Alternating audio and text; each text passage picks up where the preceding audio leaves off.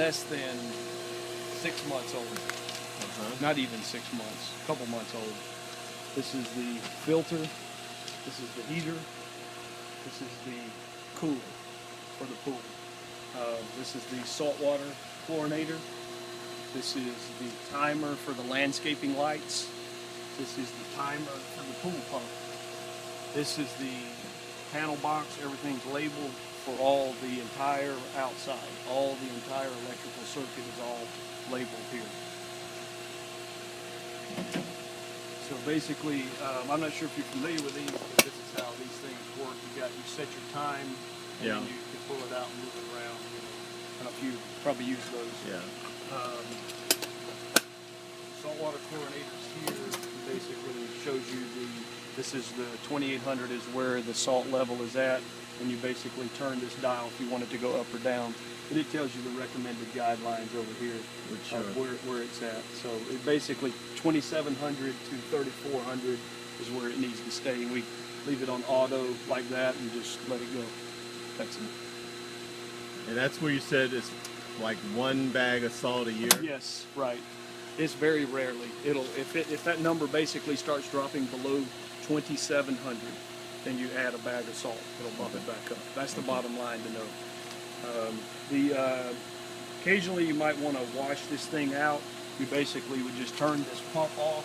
If I wanted to turn it off right now, I just flip this button like this, turns it off, and then you push this down like this, come around like this. It's a backwash, like that. Give it a second. And then put it back on like that. Flushes it out here and shoots it out there, out this pipe over here, all the way down to the road. Every once in a while, maybe, every couple of months or so, especially in the summer when you're using it all the time, in and out, fields in and out, and you want to flush it out. Pretty simple kind of thing. You basically I made the mistake of, when I first did it, of doing it by not turning it off, and it basically popped this ring out here in the pump. So you want to always turn it off first before you do anything with this. You got that knife? Turn it off first. That's the bottom line. Turn it off first. Turn it off first. I'll just keep holding it down like that until I hear all the airs out. Put it back in the center where it says filter. Flip it back on.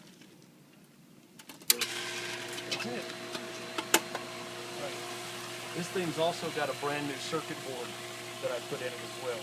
I put a brand new circuit board in it about 2 or 3 months ago. When I replaced the pump, I put a brand new circuit board in that as well. This thing, I don't know much about because I've never used it, ever. Okay. I swear I've never turned it on, ever. And it just heats the pool. It heats the pool. Which we probably never need here. You'll probably never need it. It was probably a total waste of money. But well, what about that time during the holidays when you had it on? Yeah, you could. The reason I never used it, to be honest with you, is because even if you warm the water temperature up to like 85 degrees, then you have to worry about when you get out of the pool, it's 60 degrees outside and you're freezing to death. Yeah. So even if it's nice to swim in, when you get out, you're freezing. So that's why I just never used it. But you can see over here, even the circuit is still off. Okay. I don't even turn it on. I never used it. Well, I bet you used the cooler though, didn't you? I've used this a lot. Yeah. This, you need to pay attention. Yeah. Okay. All right. So the pump is on. You hear it going. Yep. Right? You have to make sure the pump is on first. Okay. And you basically take this valve here, turn it like this all the way. That means the water is now coming to the cooler. All right. All right. So it's coming through. It's going to come up here. And if you look down in, you can see it's going down and around like a sprinkler head. It's going around. What you do now is you flip this thing, turns the fan on up top. You come down here and turn this one to about right there. Not all the way open. It's got a pump down here as well. So basically what it will is it shoots the water in here, it comes up here, goes around the sprinkler head thing, and it kind of goes down this weaving kind of thing like that. And and then the fan cools the water temperature, the water as it's in this column like this. And then it comes back, it collects down here in the bottom and shoots it back to the pool here. Heads back to the pool. Yep, shoots it back to the pool. That's it. So it comes in here, goes up, goes around, goes down, collects down here, goes back to the pool here. Make sense? Makes sense? And the most effective way of cooling the water down if it gets hot, like if it's 95 degrees, it feels like bath water, is to run it at night. Wait and come out here, turn it on at like 8 or 9 o'clock at night. The sun goes down or is about to go down, turn it on. Next morning when you get up, the water temperature will drop like 13, 14 degrees overnight. And it stays like that for probably at least close to a week.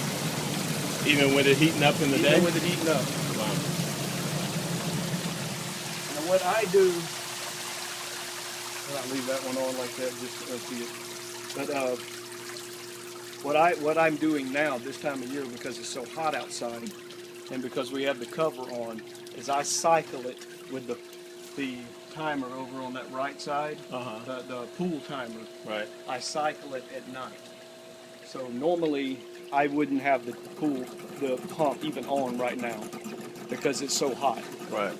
So basically I have the pool pump coming on at 9 o'clock at night and going off at 9 o'clock in the morning. Now if you wanted it, because I'm kind of like using the cover for my advantage. That's basically what I'm doing. So if it were the opposite and you wanted to run it at during the winter time, you would run it 9 o'clock in the morning till 9 o'clock at night. You just flip it. Right. That's it. Makes sense?